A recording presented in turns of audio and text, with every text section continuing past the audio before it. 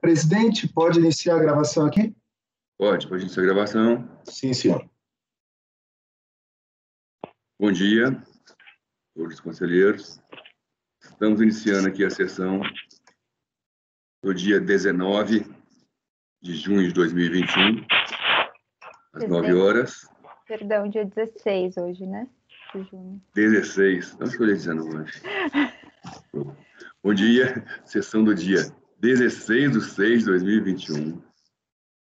Iniciando a sessão, essa parte da manhã, com os conselheiros Luiz Eduardo, Tatiana, Rodrigo Mineiro, Valcir, Jorge Ulmiro, Érica, Vanessa e Rodrigo Poços. Então, já pedi para chamar a procuradora, doutora Maria Concília, da Fazenda, e a procuradora do contribuinte, doutora Isabela.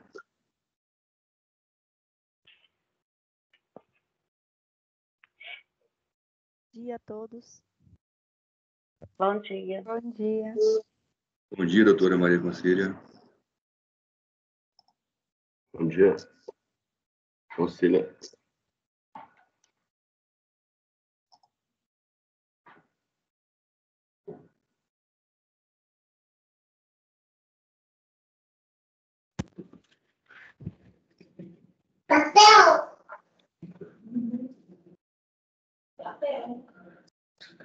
Doutora Isabela, bom dia. Bom dia, doutor presidente. A senhora consegue nos ouvir? Consigo. Eu vou fazer o apregoamento do processo, o item 43, recorrente Moto Honda da Amazônia, interessado Fazenda, relator Dr. Jorge Ulmiro Lopes Freire. Esse processo ele foi retirado de pauta por solicitação do relator, tendo em vista não atender os requisitos estabelecidos no artigo 53, parágrafo 2º, 2 do RICAF, com a portaria 690/2021. Agora, voltando à pauta. Com a palavra o relator para proceder à leitura do relatório.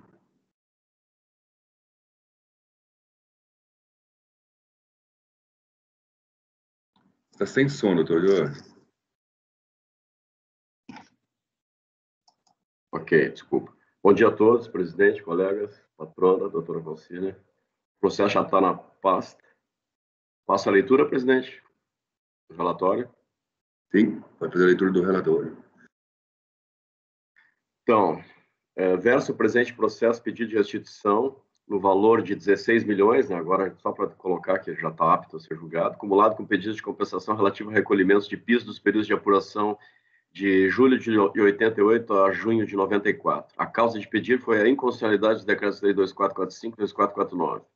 Tal pedido foi indeferido pela DRF Manaus e mantido pela DRJ Manaus em face da ocorrência da prescrição do direito de pedir a restituição.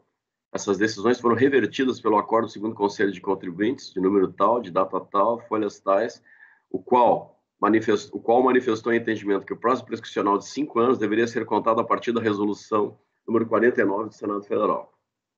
Por fim, anulou os atos processuais desde a decisão da unidade de origem. Analisando novamente o pedido, após a realização de diligência junto ao contribuinte, o crédito foi novamente indeferido, com fundamento em 2 motivos. Primeiro, ausência de liquidez de certeza e não ocorrência de homologação tácita dos pedidos de compensação. Analisando nova manifestação de conformidade, a DRJ Belém proveu parcialmente para reconhecer a homologação tácita somente dos pedidos de compensação de folhas 82 e 84. Não considerou as demais homologadas tacitamente por elas terem sido apreciadas no primeiro despacho decisório da DRF Manaus antes do transcurso de 5 anos do pedido. O contribuinte apresentou o recurso voluntário que foi julgado por meio do acordo número tal, de data tal, que eu transcrevo a emenda. Decretada a nulidade da primeira decisão que indeferiu o pedido de restituição, os pedidos de compensação a eles referentes são de ser convertidos em declaração de compensação e, em assim sendo, havendo homologação tácita dos créditos, pois entre os pedidos de restituição e compensação e a nova decisão da DRF transcorreu-se mais de 5 anos. Aí o que importa para nós, que essa vai ser a questão de fundo, exceto quanto à declaração de compensação retificadora efetuada em 6 de setembro de 2006, para a qual restou homologada a declaração original, que seria retificada. Então, essa vai ser a discussão, vai ser quanto a essa retificadora. E aí, da parte do acordo, acordos menos colegiados, por unanimidade de votos, dá parcial provimento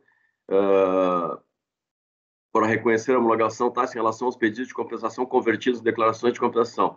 À exceção, aqui o objeto do recurso, à exceção da declaração de compensação retificadora efetuada em 6 de setembro de 2006, para a qual restou homologada a declaração original, que seria retificada. Como se vê, todos os pedidos de compensação do contribuinte tiveram homologação tácita reconhecida pelo acordo recorrido. Como o pedido de homologação original foi homologado tacitamente, o colegiado somente não reconheceu a homologação tácita da compensação retificadora apresentada em setembro de 2006. Cientificada a decisão, o contribuinte apresentou recurso especial de divergência com o argumento de que, aspas, as declarações de compensação retificadoras apresentadas após 5 anos do protocolo da declaração original não possuem o condão de interromper o prazo prescricional a que se refere ao parágrafo 5º do artigo 74 da Lei 9.430.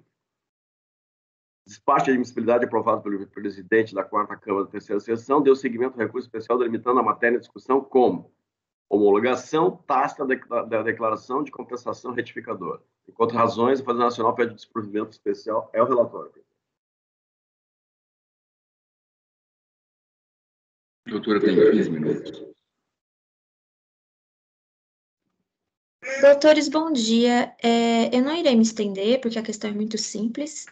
Basicamente, como já expôs o relator, eram vários pedidos de compensação que foram julgados como homologados tacitamente pelo órgão ANCOR, porém um deles não foi reconhecida a homologação tácita porque teria ocorrido a retificação dele em 2006.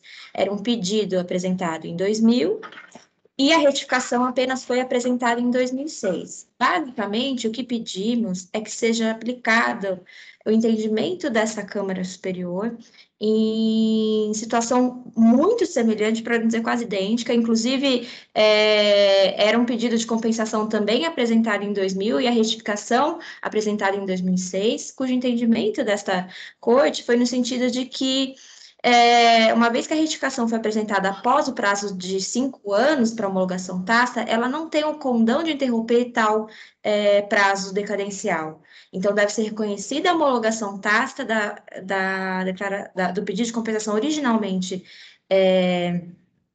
apresentado e desconsiderada a retificação realizada. Basicamente, a discussão é muito simples, é essa, e o que a gente pede é a aplicação do que já foi decidido por essa corte. Agradeço a todos pela atenção e desejo um bom dia e muita saúde. Obrigado, doutora. Com a palavra, o relator.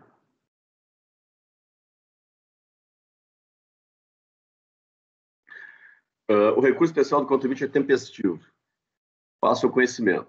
Encaminho meu voto pelo não conhecimento do especial do contribuinte, pois as decisões proferidas no acordo recorrido e no paradigma são convergentes no ponto de discussão que interessa. Verificamos os fatos e que foi decidido no acordo recorrido. Transcreva abaixo, exceto do voto recorrido. E tendo sido anulado, entende-se que os pedidos de compensação foram convertidos em declaração de compensação e, por conseguinte, incidindo a hipótese da homologação tácita, vez que decorridos mais de 5 anos entre as datas dos pedidos de compensação, aí o relator rola todos eles, e a decisão da DRF Manaus, exceto quanto à declaração de compensação retificadora efetuada em 6 de nove de 2006, para a qual restou homologada a declaração original, que seria retificada. Então, essa retificadora, a discussão é essa, a retificada já foi homologada tacitamente, tá? A questão é se pode ou não.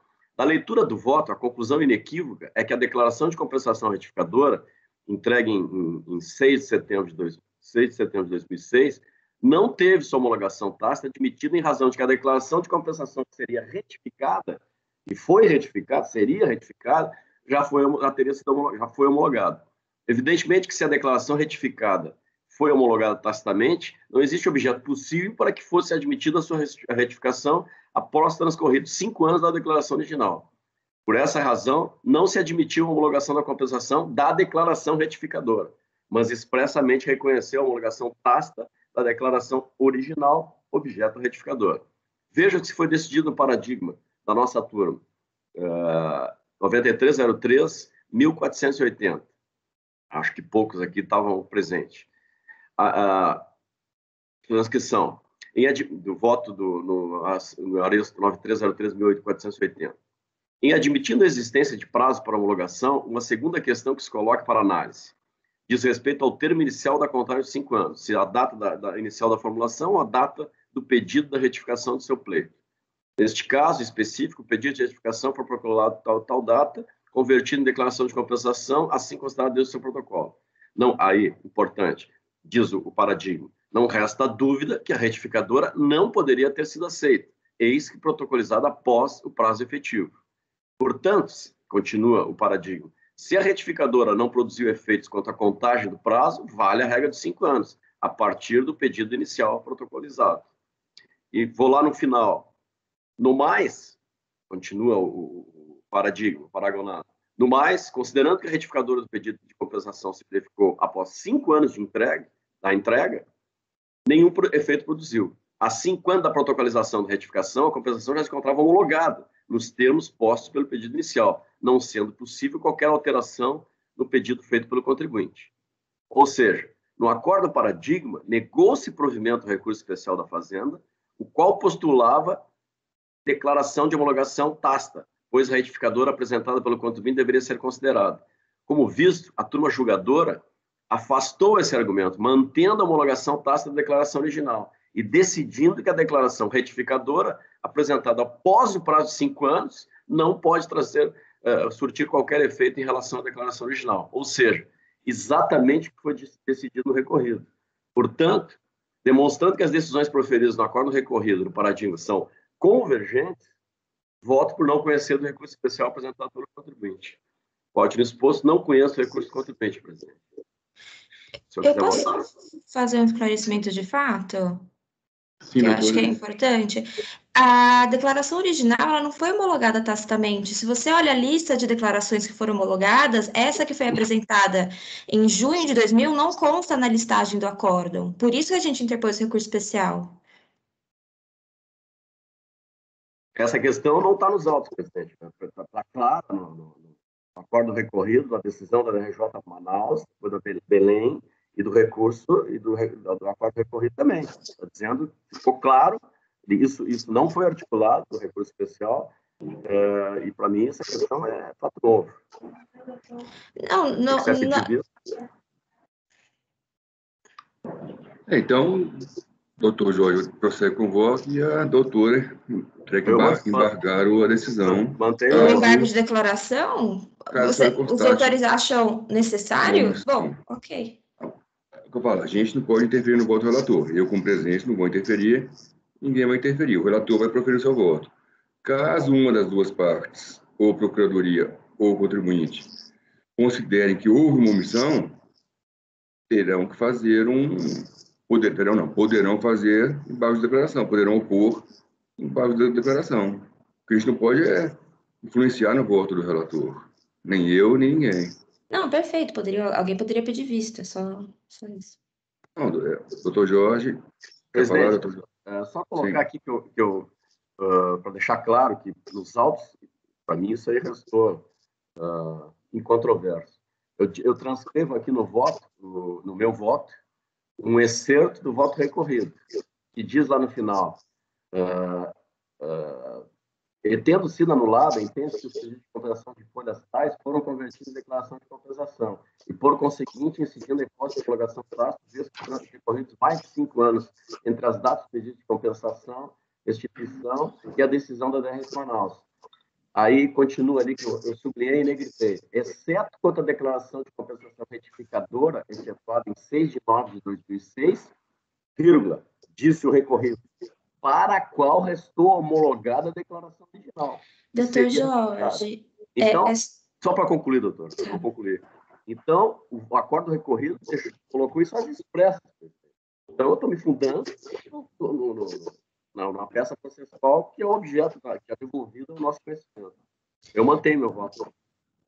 Só para esclarecer, entre essas duas frases que o doutor Jorge acabou de ler, Entre parênteses, tem as datas de todos os protocolos desses pedidos originais. Em nenhuma delas consta a data desse específico que foi retificado em 2006. Inclusive, a folha do processo que consta esse pedido que não foi homologado, o original, é a folha 417, e não está citada entre esses pedidos originais que foram homologados tacitamente. Então, o que a gente entende é todos os pedidos originais que não sofreram retificação foram homologados tacitamente, porém, esse específico que sofreu essa retificação, que está as folhas 415, ele não foi homologado exatamente em razão dessa retificação. O nosso entendimento, o que dá para entender é nesse sentido. Tá bom, obrigado, doutora. Só para concluir, presidente, Jorge. eu coloco no relatório as folhas 2, a ementa da decisão recorrida, que diz no final, exceto quando a declaração de compensação retificadora é efetuada em 6 de 9 de 2006 para a qual... Quer dizer, os embargos tinham que ser feitos contra a decisão recorrida. Porque a decisão recorrida, se foi omissa, foi a decisão recorrida. Então, os embargos tinham que ser opostos contra a decisão recorrida. Só para deixar claro isso, presidente. Então, Está esclarecido. Seu voto é esclarecido. Ok, obrigado, presidente. A doutora também fez ponderações que nos esclareceu também. Mas, como eu disse, doutora, possíveis omissões são sanadas via embargo. Né? Então, doutor Luiz Eduardo. Presidente, eu não me sinto com necessidade nenhuma de pedir vista. Eu acabei de abrir aqui a decisão recorrida e o dispositivo é o que faz lei, é o que faz a jurisprudência. Acordam os membros do colegiado por unanimidade de votos em dar parcial provimento ao recurso para reconhecer a homologação tácita em relação aos pedidos de compensação convertidos em declaração de compensação, à exceção da declaração de compensação retificadora, efetuada em 6 de 9 de 2006, folha 415, para a qual restou homologada a declaração original, que seria retificada. Se restou alguma dúvida no entendimento de alguém sobre essa decisão recorrida que deveria ter sido embargada para que o colegiado esclarecesse um eventual vício. Para mim está muito claro o relatório. Eu quero registrar aqui meu reconhecimento e dar os parabéns pela clareza do relatório e a concisão que me permitiu entender um caso com idas e vindas em poucos minutos, e muito claro aqui. E outra questão, o relator aqui, eu quero também parabenizar o relator pela acurácia, o detalhe, porque nenhuma das partes viu a questão do conhecimento. A própria Fazenda não alegou. É da análise do relator que nós conseguimos verificar que o paradigma e o recorrido têm exatamente a mesma tese, a de que uma homologação já realizada pelo prazo de 5 anos sobre uma declaração original não pode ser depois convalidada por outra apresentada depois. Essa é a questão posta. Então, eu acompanho o relator, não vejo nada que possa ser alterado nesse voto, e eu acompanho.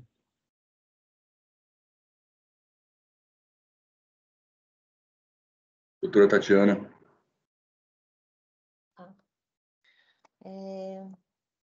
Presidente, eu fui dar uma olhada também no acordo recorrido, tal como bem colocou o doutor Jorge, que por unanimidade, né, deu parcial provimento para reconhecer a homologação tácita, à exceção da declaração de compensação retificadora efetuada em 6 do 9, porque, na verdade, ela já tinha apresentado um pouco antes, já tinha passado 5 anos, né, pelo que eu entendi. Para o qual restou homologada a declaração original, que seria retificada. Seria retificada, então a retificadora, claro, não fez efeito, porque a original, pelo que eu entendi, já foi homologada, né, tacitamente, né? E aí, no recurso especial, ela fala que Ambos os acordos divergem quanto à aplicação do parágrafo 5º, no caso de apresentação de retificadora e declaração após o prazo de 5 anos. Então, assim, a discussão é aquela que o Dr. Jorge colocou mesmo, né? Então, assim, e realmente o acordo recorrido não traz nenhuma outra discussão, né? Da que tratou a patrona. Então, eu acompanho o relator, presidente. São decisões convergentes, né? Se for, é esse o ponto.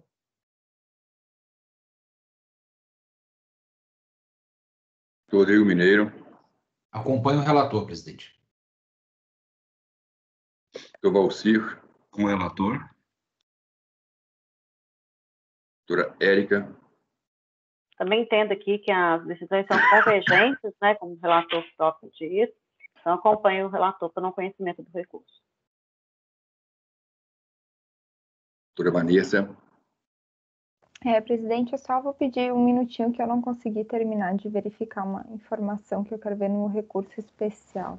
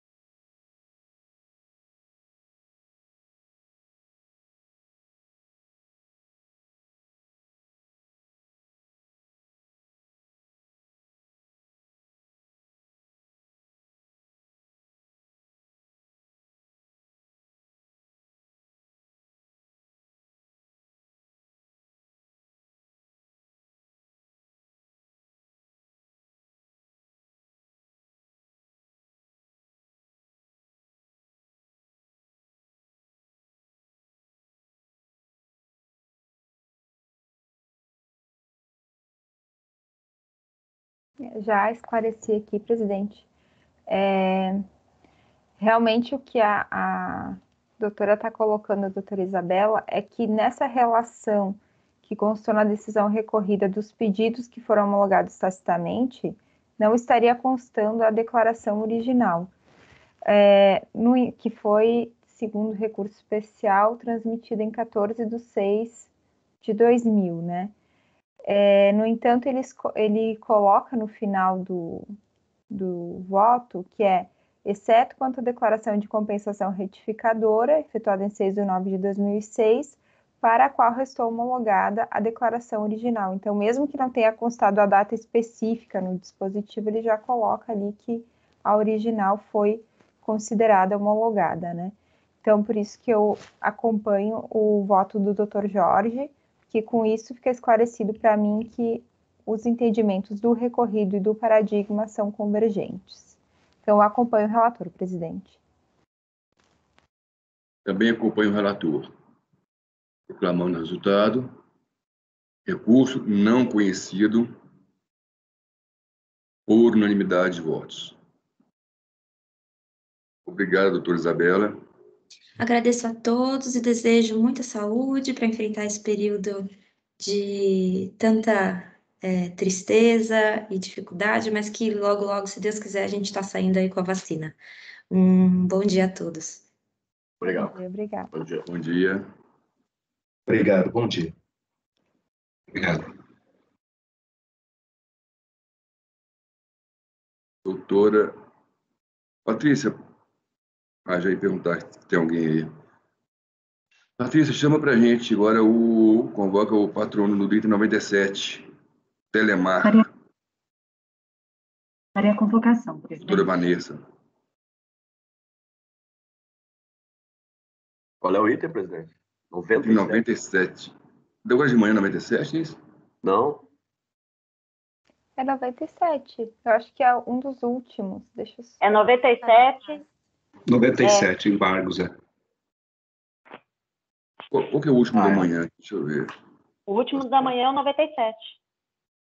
Ah, tá, esse é o último, então. Então, vamos ter só duas tentações. Então vai ter pouco hoje.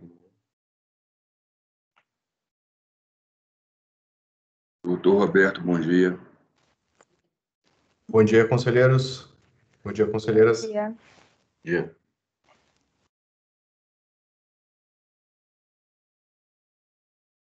Tem 97 da pauta. Telemar Norte-Leste, em recuperação judicial, interessado Fazenda. Doutora Vanessa, relatora. Doutora Vanessa pode fazer a leitura do relatório. Após o patrão terá 15 minutos.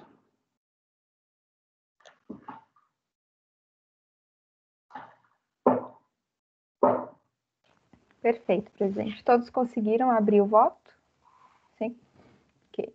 Então, trata-se de embargos de declaração opostos pelo contribuinte Telemar, com base no artigo 65 do anexo 2 do RICARF, aprovado pela portaria 343 de 2015, em face do acórdão 9303009281, julgado em 13 de 8 de 2019. O julgado, ora embargado, foi assim emendado. Então, DCTF retificador, apresentação após o despacho decisório, possibilidade, necessidade de outros elementos de prova do indébito. A apresentação de DCTF retificador anteriormente à aprovação do despacho decisório não é condição para a homologação das compensações. No entanto, referida declaração não tem o condão de, por si só, comprovar a certeza e liquidez do crédito tributário, não sendo o caso de mero erro material. Com a retificação das informações, deve o sujeito passivo trazer outros elementos de prova aptos a lastrear a alegação de recolhimento indevido ou a maior, a fim de comprovar ser líquido e certo o indébito tributário pleiteado. Nos embargos de declaração, sustenta o contribuinte que o acórdão 9303009281 está eivado dos vícios de omissão quanto à alegação de inovação nos fundamentos jurídicos pela DRJ para não homologação da compensação e contradição na aplicação do entendimento exposto no parecer COSIT número 2 de 2015, citado no voto. Consoante o despacho de admissibilidade dos embargos de declaração, de 12 de março de 2021, foi dado seguimento parcial à insurgência do contribuinte, tão somente quanto ao vício de omissão no julgamento do recurso especial quanto à inovação dos fundamentos jurídicos da DRJ. O presente processo foi distribuído a essa relatora, estando apto a ser relatado e submetido a essa terceira turma. É o breve relatório, presidente. Doutor Roberto, tem 15 minutos. Bom dia a todos. Como bem relatado pela conselheira Vanessa, esse é um caso de não homologação de PERDECOMP, né, crédito de COFINS referente a março de 2000 com débito de COFINS referente a setembro de 2003. E aqui vale a pena destacar duas características, né? Em primeiro lugar, esse despacho decisório ele não foi um despacho decisório eletrônico, ele foi um despacho decisório submetido a um tratamento manual, em que a autoridade fiscal teve a oportunidade de analisar a compensação como um todo. E, no caso, o único critério fixado naquele momento para negar a homologação do crédito foi simplesmente a identificação de que o DARF, que teria dado origem a esse pagamento maior, ele já estaria totalmente atrelado a um pagamento declarado, a um débito declarado em DCTF. Basicamente, esse foi o único fundamento adotado pelo despacho decisório. E reiterando aqui que esse despacho decisório foi feito manualmente, não é um despacho decisório eletrônico que decorre do mero cruzamento de informações que a gente conhece na prática das compensações. Então, o que aconteceu? Basicamente, ao longo do processo administrativo foi que a empresa buscou demonstrar a todo tempo que houve a transmissão de DCTF retificadora a tempo, antes da emissão do despacho decisório, diga-se 3 anos antes da emissão do despacho decisório, que evidenciava claramente o direito creditório apontado. Então, exatamente aquele único fundamento do despacho decisório, que por sinal é relativamente breve, ele foi integralmente afastado mediante a alegação de que a retificação foi feita a tempo. Então, basicamente, essa é a questão que está sendo discutida, e aqui vale destacar o que foi arguído em sede de recurso especial, né, que foi submetido à apreciação de Vossas Senhorias. Foi basicamente a questão ela foi integralmente admitida, né, o recurso especial, foi basicamente a questão de que a legislação que disciplina os efeitos da DCTF retificadora não condiciona a sua aceitação à necessidade de justificação dos motivos que teriam levado a DCTF a ser retificada. Atualmente, a gente conhece até o procedimento em que as DCTFs elas ficam, às vezes, parcialmente retidas para uma análise um pouco mais detida e depois elas são ou não são homologadas, a DCTF.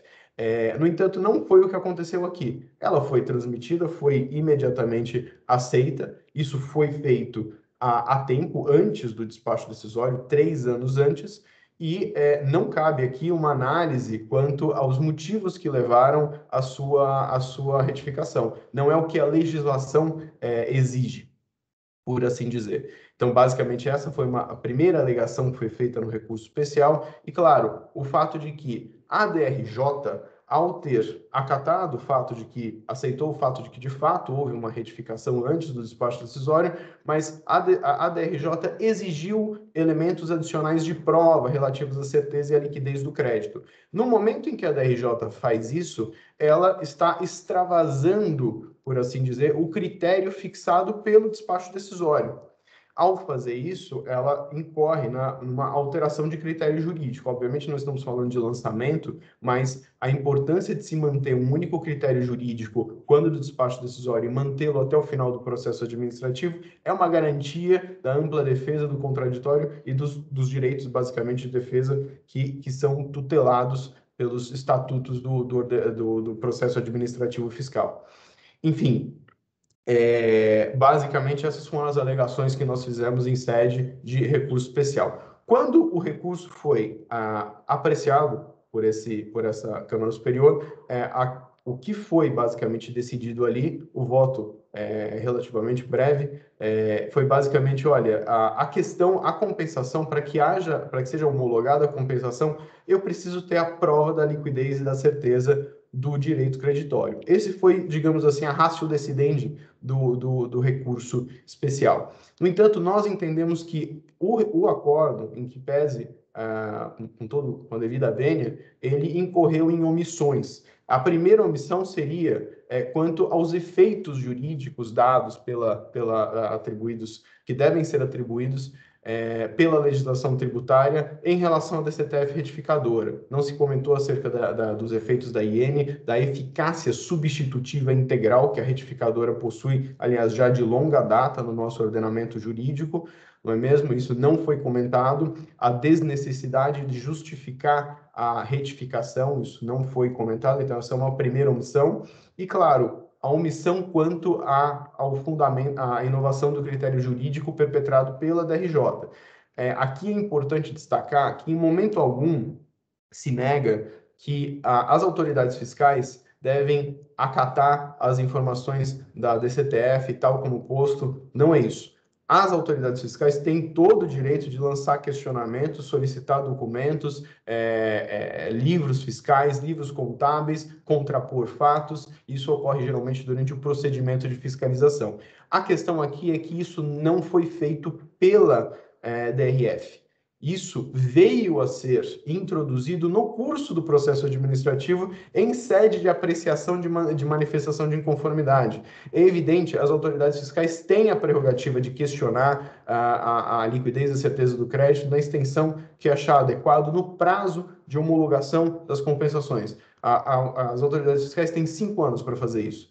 Só que optaram, nesse caso, por simplesmente questionar o fato de que o DARF estaria atrelado a um débito. Ora, uma vez que foi firmado este critério, ele, uma vez refutado, deve ser o suficiente para determinar o cancelamento desse despacho decisório e a homologação das decompes, ou quando menos, que fosse que o processo retornasse às autoridades fiscais para que uma nova apreciação fosse feita. Então, esse ponto também não foi enfrentado pelo acórdão embargado. E, por fim, uma contradição que nós apontamos aqui em relação ao fato de que o acórdão ele se ampara no parecer normativo número 2, parecer normativo positivo número 2 de 2015, para dizer que, olha, de fato, ele exige mesmo a comprovação da liquidez e da certeza em qualquer situação. Do que ele trata esse parecer normativo, né? Ele trata basicamente dos efeitos da DCTF retificadora em discussões relativas à homologação de compensações. E ele estabelece marcos temporais, né, nessa análise. O parecer é um pouco extenso, e por vezes um pouco confuso, mas ele estabelece claramente uma distinção entre a DCTF retificadora transmitida tempestivamente, a tempo da análise das autoridades fiscais, para que elas possam levar em consideração essas novas informações da DCTF retificadora para homologar ou não a compensação, e a apresentação intempestiva, ou seja, posteriormente ao despacho decisório, dizendo que, olha, antes do despacho decisório, as autoridades fiscais podem prontamente reconhecer esse crédito, elas já têm a informação para isso. Depois do despacho decisório, bom, aí sim é que eu tenho que fazer uma análise quanto à liquidez, à certeza do crédito, uma análise probatória. Cabe ao contribuinte esse ônus da prova se for posteriormente ao despacho decisório. E isso fica muito claro quando o parecer normativo analisa os efeitos da DCTF retificadora transmitida, mas que fica suspensa, fica retida para análise. Então, ele até analisa essa perspectiva falando, olha, se eu transmito uma DCTF retificadora que ficou retida para análise e o despacho decisório ele é emitido justamente porque não viu a DCTF retificadora retida para análise, e uma vez iniciado o processo administrativo, a tese de defesa é justamente o fato de que, olha, você deve olhar a DCTF retificadora, diz o parecer normativo, se a DCTF retificadora for deferida, se ela for homologada, a DCTF retificadora, neste caso, o processo administrativo perde o objeto, porque a própria acusação fiscal que anteriormente amparou a premissa para não homologação, ela foi refutada. Então, se nós aplicarmos por analogia este raciocínio ao nosso caso, nós chegaríamos à conclusão de que, olha, uma vez infirmada a tese de que você não evidenciou o crédito a tempo na sua DCTF, uma vez infirmada essa tese, isso já seria o suficiente para que o processo perdesse objeto, o despacho decisório fosse cancelado, ou, quando menos, que os autos fossem remetidos de volta às autoridades fiscais, aquelas que efetivamente são competentes para adentrar nesse tipo de análise, para que elas analisassem o direito creditório.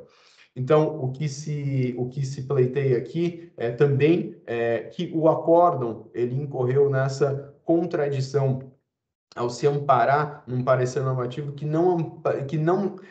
confere efeitos, sim, à DCTF, transmitida tempestivamente, que diferencia situações, e o nosso caso é uma situação claramente que a autoridade fiscal ela teve a oportunidade de analisar informações atualizadas, transmitidas de forma zelosa, tempestiva, antes do despacho decisório, mas ela resolveu ignorar, adotou esse como único critério, e com isso ela delimitou a lide daquela forma. Enfim, eu já estou me alongando um pouco, mas basicamente essas são as nossas alegações, essas duas omissões e essa contradição, e claro, pede-se aqui que, uma vez reconhecidas, elas tenham um efeito, evidentemente, de alterar o julgamento objeto do acordo embargado, para que aqui seja dado provimento ao recurso especial apresentado pelo contribuinte e, consequentemente, homologada a compensação. Agradeço, presidente, pela oportunidade da fala e fico à disposição para esclarecimentos de fato que os senhores acharem necessários. Obrigado, doutor. Com a palavra, a relatora. Então, voto. é a admissibilidade. Os embargos de declaração opostos pelo contribuinte, apontando o vício de omissão no julgado de recurso especial, único vício que foi admitido em sede de exame de admissibilidade dos embargos, né? A questão do parecer normativo COSIT e a questão da contradição não foram admitidos, porque no despacho de admissibilidade de embargos se entendeu que esse parecer, ele apenas era um reforço de fundamentação e não havia contradição no acórdão. Então, por isso que a única matéria a ser analisada é a questão do vício de omissão. Atendem aos requisitos constantes do artigo 65 do RICARF, devendo, portanto, ter prosseguimento. Presidente, antes de passar ao mérito dos embargos, eu não sei se aqui a gente tem um caso de uma das matérias que não teria sido examinada em exame de admissibilidade. Não sei se alguém quer levantar a questão da resolução. Doutor Luiz. Presidente. Doutor Luiz está pedindo a palavra. Peço a palavra, sim. Eu gostaria de conversar com a turma. Eu fiquei muito preocupado ao ler o relatório em tratar essa questão, porque nós temos a seguinte posição. Quando não há análise de admissibilidade de uma matéria, nós voltamos para fazer a análise de admissibilidade. Então, eu tomei o cuidado de abrir as peças do processo enquanto ouvia a relatora fazer o relatório e a sustentação oral do patrono. Muito bem. O que eu verifiquei? O despacho de admissibilidade, devidamente assinado pelo senhor presidente, preparado pelo excelente ex-conselheiro, atualmente coordenador na Receita Federal, Dr. Vanderlei, fazia referência a uma matéria. O que eu fiz? Eu abri os autos e fui olhar o recurso. Pois bem, o recurso ele tem no seu item 3, o item 1 e 2 é tempestividade e descrição dos fatos, tá? O item tem da demonstração analítica da divergência. E nesse item 3 é falado apenas do efeito da DCTF como prova e do efeito da inversão do ônus da prova. É disso que se trata a divergência alegada no item 3. Podem ler, por favor. Isso se encontra no recurso especial do contribuinte, que está tratado como manifestação de inconformidade nos autos, mas é o recurso especial, folhas 313 a 316. Todos que têm acesso ao reprocesso podem pegar online a peça. Na folha 5 da peça, então, se inicia a demonstração analítica da divergência jurisprudencial. E nós vamos aqui com essa demonstração dessa única matéria até a folha de número 10. Na folha de número 10, nós iniciamos o item 4, que é das razões para a reforma do acórdão recorrido. Podem acompanhar comigo que essas razões estão quebradas em 2 tópicos, 4.1 e 4.2. O item 4.1, que está na própria folha de número 10, é da desnecessidade de justificativa para retificar a DCTF. Ou seja, é um argumento para defender a matéria que foi alegada no item 3. E agora passaremos ao item 4.2, que vocês encontrarão eles na tela, na folha de número. Eu tive que fazer uma leitura muito rápida, mas eu compreendi perfeitamente. 4.2 está na página 15 de 18. Total é 18 páginas. Página 15, o item 4.2 é impossibilidade de ADRJ inovar na fundamentação do despacho decisório, ponto, subtítulo, teoria dos motivos determinantes. Esse é o segundo ponto, ou seja, é mais um argumento para determinar que aquela matéria seja julgada dessa forma. Portanto, na análise de admissibilidade, foi vista uma matéria. Qual? O que está na DCTF, ele tem que provar ou a prova é do fisco? Bom, o que se diz aqui é, olha, eu não tenho que provar e ninguém poderia me pedir para provar porque estaria alterando a fundamentação. Então, me parece aqui que não seja uma matéria separada, não. O próprio recorrente não apontou como uma matéria a ser tratada em separado, e sim como um fundamento da matéria em discussão. Será que eu posso exigir isso? Que ele prove o que ele está alegando? Ou será que ele não precisa provar ou eu não posso pedir? São dois fundamentos. Então, eu não vou aqui suscitar o que geralmente faço, a conversão do julgamento em diligência, na verdade seria um acórdão para anular o que foi feito, para converter em diligência, para então analisar a admissibilidade, abrir agravo, nada disso, porque isso não é uma matéria, isso é um fundamento da matéria que subiu.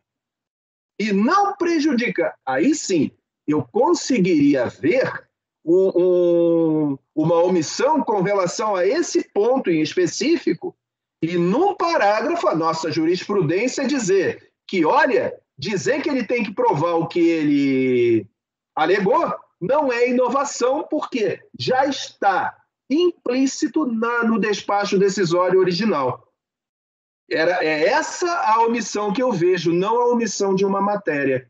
Então, doutora Vanessa, esperando ter sido claro aqui nas minhas colocações, eu não vou pedir a conversão em diligência, porque esse caso é diferente daquele em que nós fizemos. Isso. É o esclarecimento que eu gostaria de apresentar ao colegiado, senhor presidente. Obrigado, Luiz, muito bem esclarecido. Doutor Jorge, falando. Só para colaborar com o que o doutor Luiz muito bem falou, o só ia acontecer, o voto do requerido da lava do doutor Kerner é justamente a questão da prova. O que o contribuinte fez? Ele apresentou uma DCTF, no momento da análise, tinha uma CPF, depois ele retificou. Ele quer dizer, olha, eu retifiquei, o valor é maior, vocês que se virem, entre aspas. Tanto que no final, a parte final do voto do doutor Kerner, no recorrido, assim, a natureza da relação processual própria dos processos de restituição e compensação atribui ao sujeito passivo o ônus de provar a liquidez e certeza do crédito que pleiteia, não cabendo à autoridade administrativa suprir o encargo que é da pleiteante. A questão é a distribuição do ônus da prova. Então, eu acho que o doutor Luiz tem convicção de que não há nenhuma omissão no despacho de admissibilidade. Era só essa observação, presidente.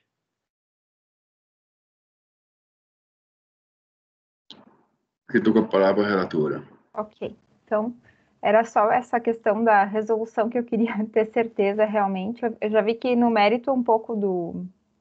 Vão discordar em parte do meu voto, mas vamos lá.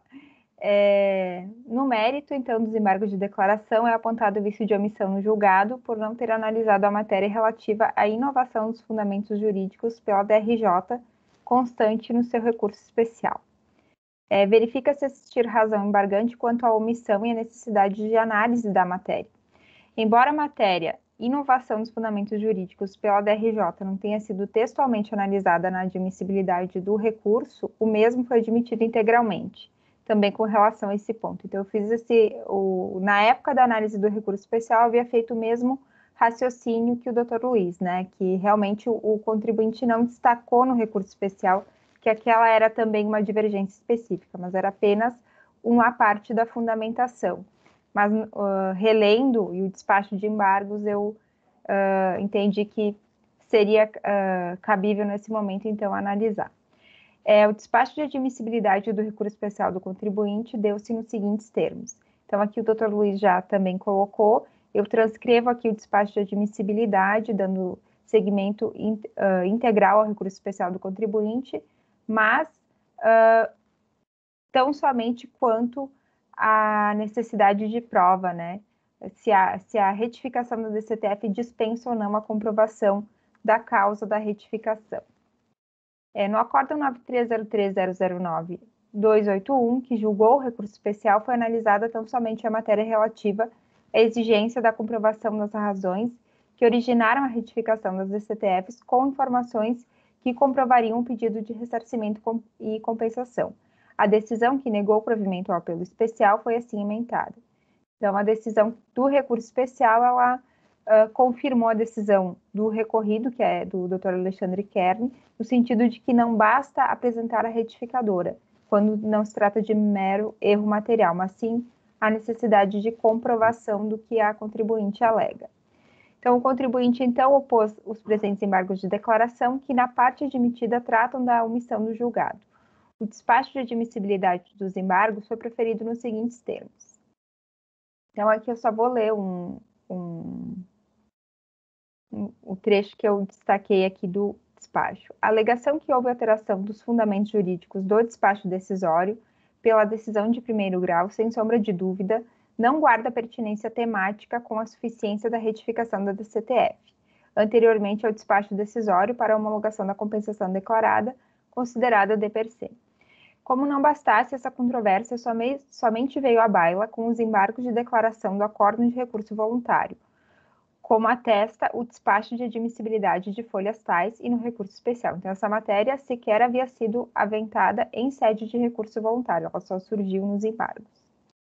O recurso especial, no entanto, arrolou a divergência interpretativa apenas e tão somente em relação à retificação da DCTF e a necessidade de comprovação do direito de crédito, trazendo encartada como um tópico independente a discussão sobre a suposta modificação de critérios jurídicos. Diante desse contexto, forçoso reconhecer que se trata de uma matéria autônoma e que, para apreciação pela Câmara Superior de Recursos Fiscais, exigiria o cumprimento dos requisitos recursais, com o pré-questionamento, a indicação da legislação interpretada de forma dissonante e a juntada de decisões divergentes. O despacho de admissão do recurso especial, contudo, limitou-se a analisar o conflito exegético sobre a retificação da DCTF e a necessidade de prova do crédito. Após o juízo correspondente, deu seguimento à reclamação, sem qualquer ressalva a respeito do tema inovação dos fundamentos jurídicos. Sob essas circunstâncias, onde o juízo de prelibação do recurso especial admitiu integralmente, ainda que se reconheça que a matéria inovação de fundamentos jurídicos não foi textualmente submetida à aferição dos pressupostos, há necessidade de manifestação da turma sobre a questão, ainda que para não conhecer dessa parte do recurso. Então, foi dado seguimento parcial aos embargos de declaração. Dessa forma, passa-se a análise da matéria e inovação dos fundamentos jurídicos pela DRJ.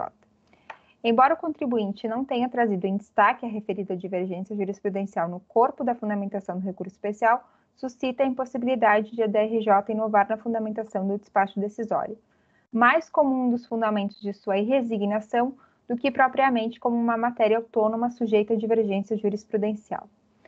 Na sua fundamentação, coleciona 2 julgados que estariam em linha com o posicionamento defendido pela empresa e em sentido contrário ao que decidido pelo acórdão de recurso voluntário, sendo os acórdãos 3302000423 e 202.17.909. Com relação ao primeiro paradigma, não foi possível localizá-lo no sítio do CARF, razão pela qual transcreve-se a ementa constante no recurso especial. Então, aqui eu transcrevo as ementas dos 2 paradigmas trazidos na peça de recurso especial, né? No 3302000423, então só vou ler a parte destacada, né? Era um caso de auto de infração e foi decidido que não compete ao julgador alterar o fundamento do auto de infração para fim de regularizá-lo e manter a exigência, tal competência privativa da autoridade administrativa fiscalizadora. No segundo acórdão trazido como paradigma, então, se a autuação toma como pressuposto de fato a inexistência do processo judicial e o contribuinte demonstra a existência desta ação, deve-se reconhecer a nulidade do lançamento por falta de amparo fático. Não pode o julgador alterar os fundamentos de fato do lançamento impugnado, mantendo a exigência fiscal por outros fatos e fundamentos que não são indicados no lançamento. Teoria dos motivos determinantes. Então, não há comprovação da divergência jurisprudencial. Ambos os paradigmas tratam de autos de infração e, no presente caso, está-se diante de pedido de compensação, em que o ônus de comprovar o direito alegado é do próprio contribuinte. Tanto na decisão da DRJ quanto na decisão do recurso voluntário, não foi negada a existência de DCTF retificadora. Discutiu-se isso sim se é o suficiente por si só para a comprovação do direito creditório, chegando-se à conclusão de que faltam documentos e demonstrações no processo hábeis a assegurar o direito creditório defendido pelo contribuinte. Portanto, ausente a similitude fática entre os julgados indicados como paradigma e o recorrido, deve-se negar prosseguimento ao recurso especial do contribuinte nessa parte. Então, diante do exposto, eu estou acolhendo os embargos de declaração para reconhecer o vício de omissão apontado quanto à matéria e inovação, até para evitar novos embargos, e não conhecer do recurso especial do contribuinte nessa parte, devendo ser integrado ao acórdão 9303009281 com essa fundamentação. É o voto, presidente.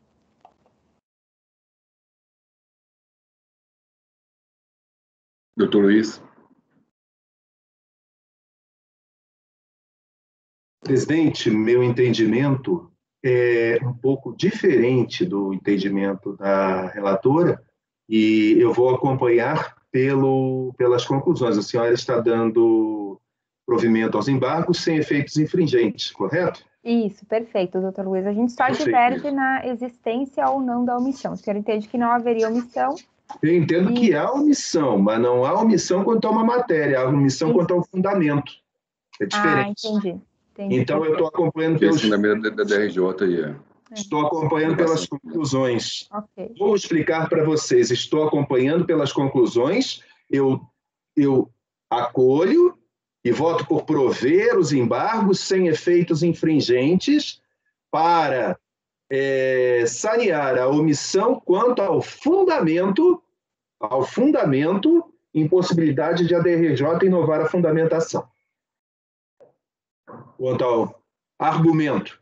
Então, entendo que não houve omissão quanto à matéria, impossibilidade de a DRJ inovar na fundamentação, porque não se trata de divergência específica a ser tratada em separado, mas tão somente um fundamento para a apreciação da matéria, fundamentação, usar o termo argumento, para a apreciação da matéria efetivamente suscitada pelo recorrente e devidamente admitida. Com efeito, no item 3 do recurso especial no item 3 do recurso especial, que trata da comprovação da divergência, diga-se de passagem, no singular, somente foi suscitada a matéria natureza da DCTF, retificador e seu poder probatório, invertendo o ônus da prova para o fisco. Mas nenhuma matéria foi suscitada neste item. Já no item 4 do recurso, que trata das razões para a reforma do acórdão recorrido, são apresentados 2 pontos, a saber, letra A, da desnecessidade de justificativa para retificar a DCTF, e letra B, impossibilidade de a DRJ inovar a fundamentação do despacho decisório, subtítulo Teoria dos Motivos Determinantes.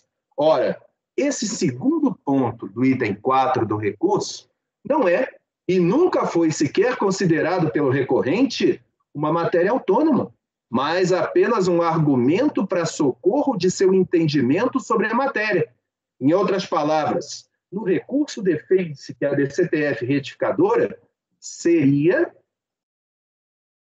prova suficiente do indébito, cabendo ao fisco a comprovação em contrário, e, em reforço, que a decisão de primeira instância não poderia entender que a prova caberia ao contribuinte sob pena de inovação dos fundamentos. Entendo que efetivamente deve constar do acórdão ora embargado o enfrentamento desse argumento. Assim, reitero o entendimento dessa turma de que a decisão da DRJ não teria inovado por ser essa questão implícita à razão de decidir do despacho decisório.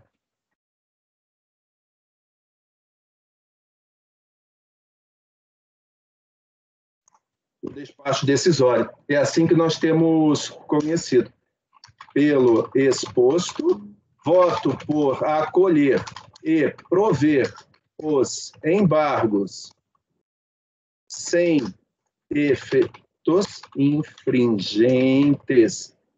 Os embargos para sanear a omissão quanto ao argumento sem efeitos infringentes. Desculpa, presidente, foi muito rápido. Tentei ser o mais conciso possível. É como voto. Presidente, posso só fazer um esclarecimento só para que o doutor Luiz entendeu que a omissão apontada pelo contribuinte é do argumento, né? E eu entendi que a omissão é porque não foi analisada uma das matérias em divergência. Então, só essa diferença do meu voto e do dele. Então, eu analisei a matéria, entendi pela não admissibilidade. Por isso, não adentrei o mérito. Doutora Tatiana. Eu acompanho a relatora, acho que quando ela fez a análise do conhecimento, e foi pelo não conhecimento, né? Eu também concordo, então eu acompanho a relatora, presidente. Doutor Rodrigo Mineiro.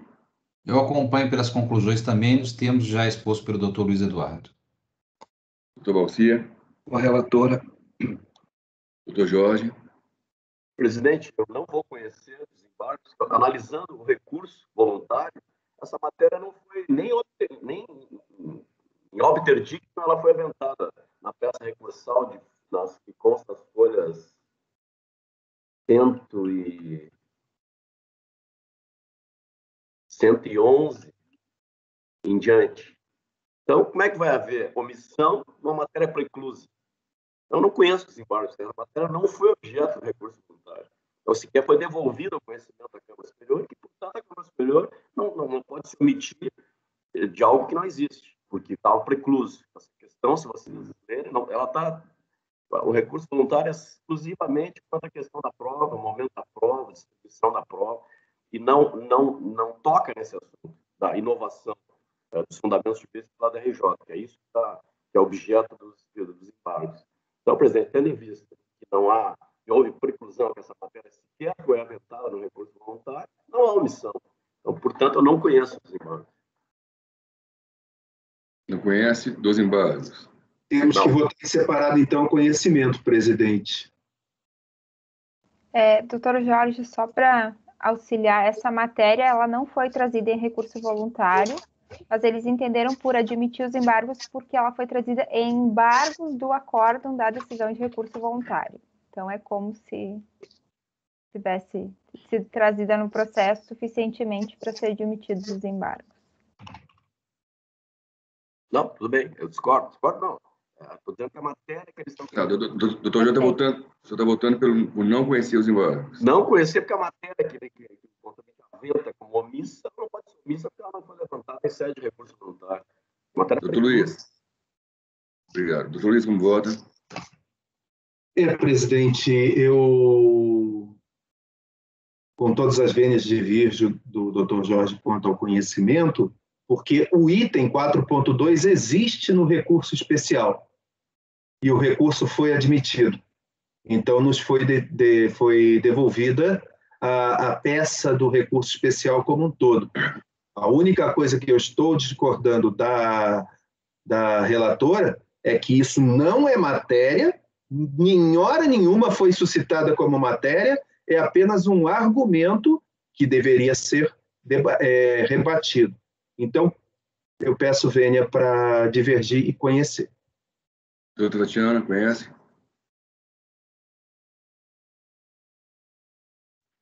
Então, já estou votando com a relatora nessa parte, presidente. Como todo mundo, eu estou voltando os votos, todo mundo tinha votado com ela, obviamente todo mundo estava conhecendo.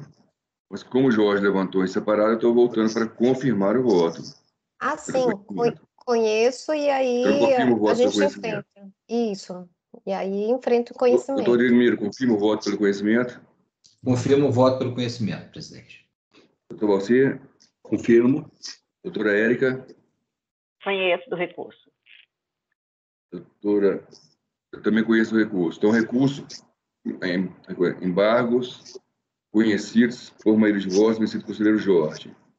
Então, doutor Jorge, agora, o senhor pode votar agora no mérito dos embargos. Não, no mérito eu acompanho a divergência dos fundamentos do doutor Luiz e volto para as conclusões. Os embargos foram conhecidos e sem efeitos infringentes da doutora Vanessa. Eu acompanho a relatora. Então, embargos acolhidos por unanimidade de votos para 1. Reconhecer o vício de omissão apontado quanto à matéria, inovação dos fundamentos pelo DRJ e 2.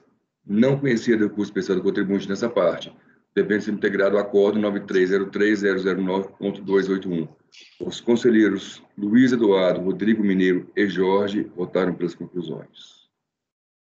Depois a gente acaba as sustentações orais, vamos voltar Presidente, à pauta normal.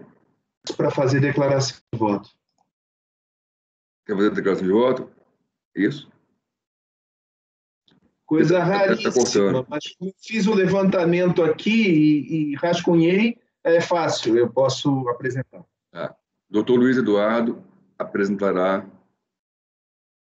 declaração de voto. O doutor Luiz Eduardo Manifestei interesse. Interesse em apresentar a declaração de voto. Presidente, o conhecimento foi por unanimidade ou maioria? Que o doutor Jorge não conheceu, né? Foi maioria. Ok. Conselheiro Jorge Almiro Lopes Freire. 43 já foi. 44, doutora Érica. Recorrente, Zingaro, participações em empresas, interessado em fazenda. E tem 44 da pauta.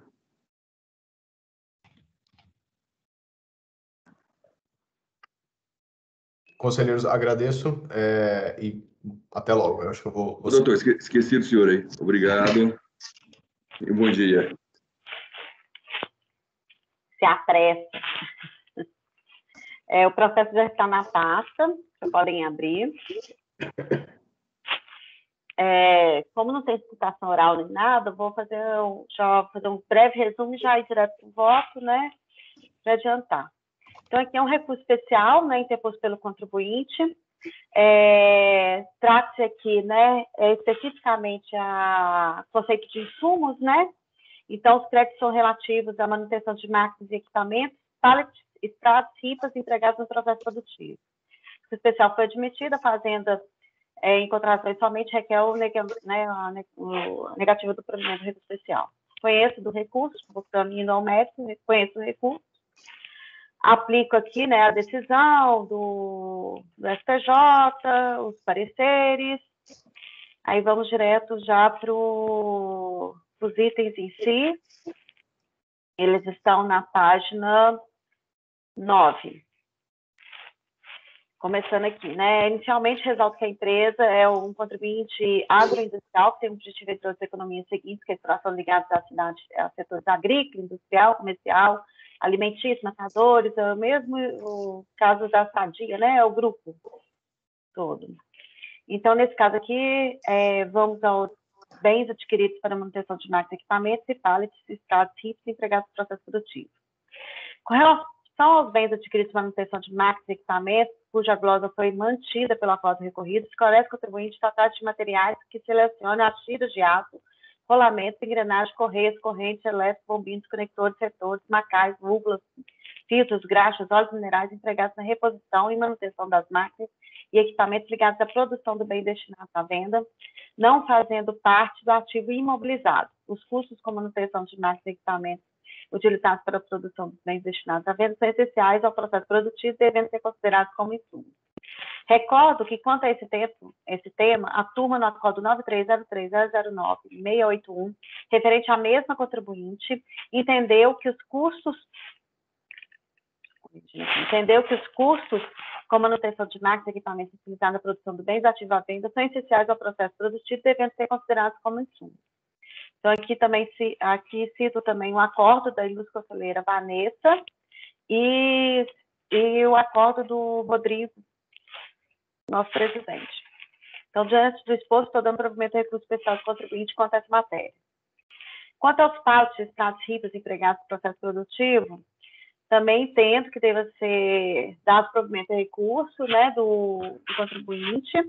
Aí cita aqui o acordo do conselheiro Rodrigo Poças, né, o 9303006068, que também deu essa possibilidade, né, por causa dessa questão de higiene. É o mesmo caso bem parecido com o caso que a gente voltou ontem da Sadia. Cito o voto da conselheira Tatiana e, diante disso, eu estou dando provimento a recurso especial do contribuinte também contra esse item. O dispositivo dou provimento a recurso especial do contribuinte nas duas matérias, nos dois itens. É como voto, presidente.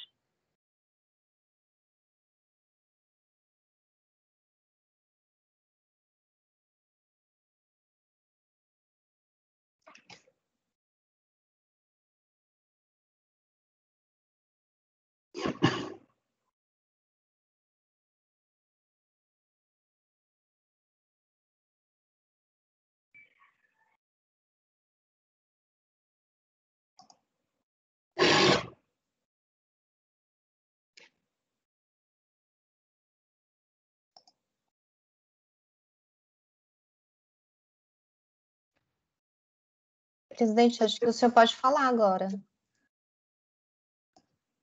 Doutor Luiz, está sem voz? Não, eu estou com voz. Eu estava esperando o senhor pedir a minha participação, presidente. Ah, tá. Eu já tinha pedido. Eu estava sem voz? Do senhor, perdão. Você estava sem voz. Que o senhor já podia falar. Ah, tá. Perdão. Achei que o senhor estivesse compulsando os autos. Doutor Luiz, então, como vota?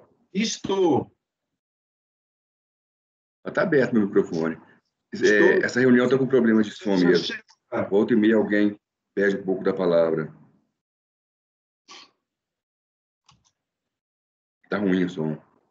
Só um minuto. Desculpa, doutor Rodrigo, é que eu tirei seu som e tirei o do doutor Luiz, para a doutora Érica falar direitinho. Mas aqui não aparece cortado meu, não. Aparece normalmente. O doutor Luiz, como vota? No minuto. Eu estou vendo a primeira matéria. Perfeito, perfeito. A primeira matéria é sobre bens adquiridos para manutenção de máquinas e equipamentos. E aí, eu compulsando o acórdão recorrido, realmente eu estava compulsando os autos, tá? O acórdão recorrido fala o seguinte, estou na página 6 de 13. 6 de 13, onde é analisado, no voto já do relator, o item 1 dos bens adquiridos para manutenção de máquinas e equipamentos. Então, na página 6 diz assim, no presente caso, o recorrente não fez provas de suas alegações, apesar de afirmar que, nestes CFOPs, existem entradas com direito ao crédito e outras sem, conclui que a autoridade administrativa não poderia ter glosado de plano todos os valores pleiteados, mas sim analisar minuciosamente as informações prestadas e, caso entendesse que os elementos não eram suficientes para deferir o crédito, deveria intimar a recorrente para prestar esclarecimento quanto ao lançamento nos CFOP 1556, 2556, bem como juntar documentos comprobatórios do crédito pleiteado.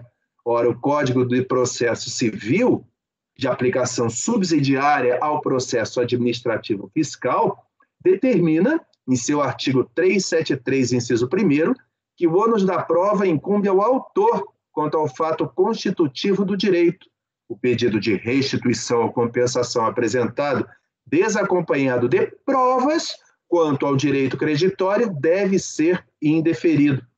Prossegue ainda e explica a razão. Não é porque não dá direito a crédito, não, é porque não foi provado. Assim, não é do fisco o ônus de provar a inexistência do direito creditório, mas sim do contribuinte realizar a prova de sua existência, ou seja, de sua liquidez e certeza. Deveria o contribuinte, ao longo do processo, ter provado que estas aquisições, por sua natureza, apesar de realizadas nos Códigos Fiscais de Operação, CFAP 1556 e 2556, lhe dariam crédito, e não esperar que o fisco, a DRJ ou o CARF promovam diligências para realizar uma atividade que lhe incumbe. Portanto, aqui, como a matéria discutida não é a natureza, mas sim a prova da vinculação com a atividade, o paradigma deveria trabalhar o ônus da prova e não a natureza das peças. Pelo exposto, eu conheço em parte quanto aos pallets. E agora, quanto aos pallets, aí eu tenho dúvida, porque nós damos sim os pallets quando eles são necessários para manter a natureza, a integridade do produto. Produtos alimentícios, já votei isso quanto a frutas, já votei isso quanto a embutidos, né? Votamos essa seção, né? Nesse caso, o zingaro significa cigano, certo, senhora Fiaconello? Zingaro. Ela coloca no voto nessa Ela é uma empresa, ela é da Seara, é Seara. Ah, eu acompanho. Obrigado. Eu queria saber o que ela fazia. Obrigado. Quanto à matéria que eu conheço, doutora Érica, obrigado pelo esclarecimento. Eu acompanho a relatora. Os pallets dão direito a crédito. Eu só tenho esse problema no conhecimento. Me pareceu aqui que o problema foi de prova e não de natureza. Quanto à natureza, se provado que estava no processo produtivo, eu acompanharia a relatora. Mas aqui não foi essa a discussão. O acórdão recorrido disse que ele não provou. Então, eu estou conhecendo em parte. Só quanto aos pallets. Eu estou olhando aqui o processo semelhante aqui, da empresa que foi julgada pela doutora Vanessa, para ver se os paradigmas são os mesmos, porque são as mesmas matérias e a gente tinha dado. Perfeito. Aqui. Não, eu só consegui ver isso agora, foi muito, muito rápido, né? Mas vamos dar uma olhada. É da 3401 esse processo. Então, o doutor Luiz está conhecendo parcialmente. Então, eu vou votar somente conhecimento, doutora Tatiana. Eu conheço o recurso, porque quando se trata de insumos, né, normalmente eu conheço, né, porque é trazido o item, e a prova a gente acaba vendo sempre na nossa turma, né, inclusive às vezes o contribuinte ele traz, por exemplo, algumas comprovações, vinculações no próprio memorial, né, e na sustentação. Então, peço vênia, doutor Luiz, mas eu estava até vendo aqui, eu conheço do recurso, né, nesses casos de insumos. Obrigado. Doutor Rodrigo Mineiro. Presidente, eu também conheço parcialmente. Essa matéria 1 é matéria de prova, então, nesse sentido, não há como conhecer. E na segunda matéria eu conheço, e aí depois a gente julga o mérito. Doutor Balcia? Conhecimento parcial, estado de prova. Só para esclarecer uma coisa, o paradigma é exatamente o processo que eu estou citando para dar provimento ao recurso. Só para vocês verem que o paradigma citado para essa matéria, né, de equipamentos é o acórdão 930309-681 da própria empresa julgada pela doutora Vanessa. Então, assim, por isso que eu estou conhecendo, porque a mesma matéria é idêntico o processo. Presidente, é importante, porque quando as provas são idênticas, eu conheço. Só um minuto. Exato. Por favor, doutora Érica, o paradigma que a senhora está falando é o 9303009681? Exato. Abrindo ele, só um minuto. Também é da própria empresa.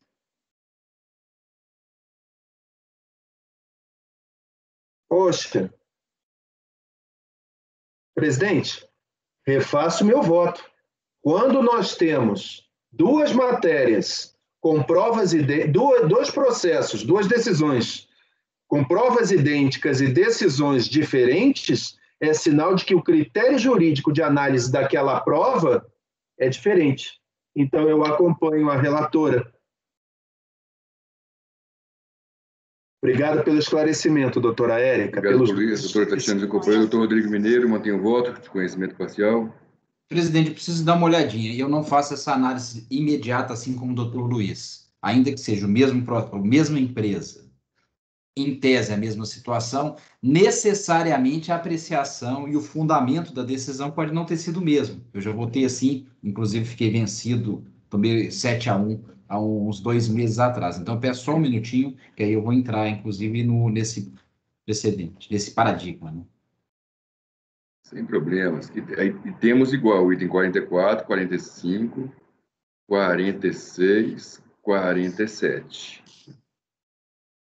São os quatro processos bem semelhantes. A doutora Érica. Sim, é idêntico.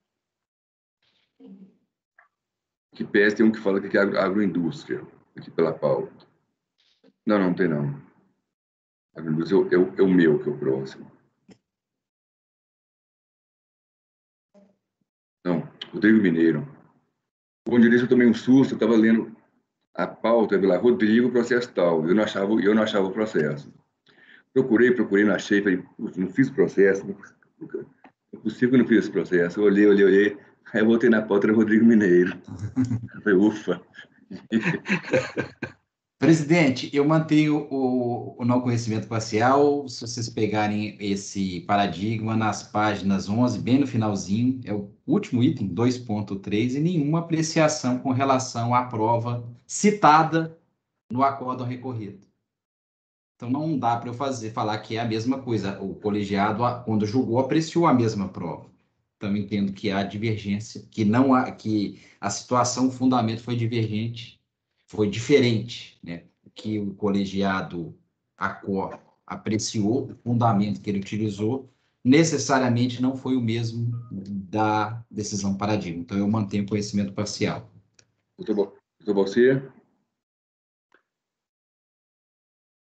Estou aqui com 93. Na última página, doutor Valcir, lá no 2.3, antes do dispositivo. Perfeito.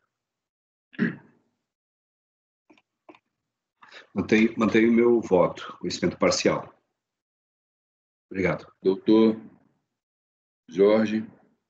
Eu também conheço parcialmente, presidente, só fazendo o adendo que o doutor Mineiro falou, aquela situação que nós julgamos em outro processo, que ele tomou 7-1, é diferente. Aquela era um processo de deposição fraudulenta em que a circunstância fática e probatória era a mesma. Mudavam as imputações de responsável tributário, o que não é o caso aqui. No processo paradigma, em tese, a prova de que o contribuinte utilizou, e aqui não. Então, também acompanha a divergência no sentido de conhecer parcialmente em relação aos pallets somente. Doutora Vanessa? Eu acompanho a relatora, presidente, conhecimento integral. Também acompanho a relatora, desde o início já pensava assim, até porque eu tinha lido a Universidade Luiz Eduardo. Então, recurso conhecido por maioria de votos, vencidos conselheiros Rodrigo Mineiro e Valcir Jorge conheciam parcialmente. Então, vamos ao voto. Doutor Luiz? Voto do mérito. No mérito, acompanho a relatora, presidente. Como nós já votamos o paradigma que, no meu entendimento, era igual. Doutora Tatiana?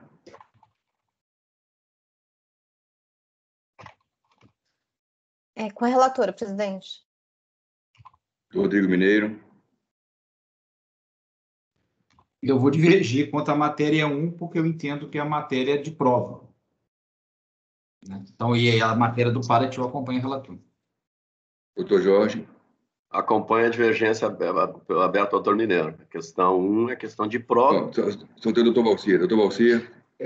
Mantenho o mesmo entendimento em relação ao conhecimento. E se é questão de prova, voto apenas com a relatora no que tange aos Paraty. O relator, o quê? Porque nós temos o voto da relatora e a divergência do doutor Rodrigo Mineiro. Perfeito.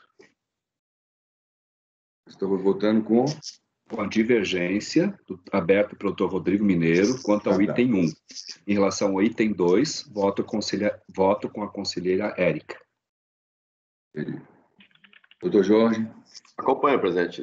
Nego o provimento em relação ao item 1 e dou provimento em relação aos Paraty. Nos termos da divergência aberta. Doutora Vanessa. Acompanho a relatora, presidente. Também acompanho a relatora. Por maioria de votos, deu-se provimento em recurso especial interposto pelo contribuinte, vencidos conselheiros Rodrigo Mineiro, Valcir e Jorge, que davam provimento parcial. Então, o resultado final ficou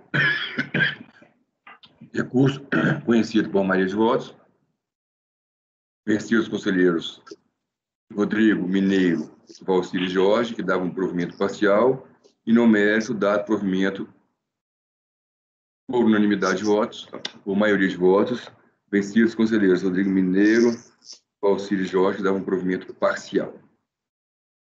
Doutora Érica, 49 é igual? Não, 49 não. Esse foi 44. 45 é igual? Deixa eu só conferir aqui, mas se eu não me engano, são todos iguais. Porque eu lembro que eu fiz, eu só fiquei mudando as 45.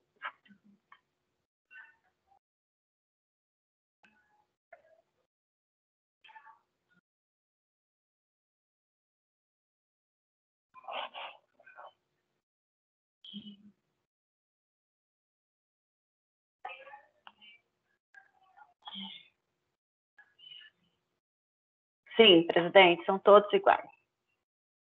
O 45, mesmo resultado do 44. 46, mesmo resultado. 47, mesmo resultado. 48, vou dar um intervalo antes, mas o próximo era o 48. Doutor Rodrigo Mineiro, recorrente fazenda, interessado AS Alimentos. Então, intervalozinho de quase 15 minutos. De volta às 10h45. Obrigada, presidente. Obrigado.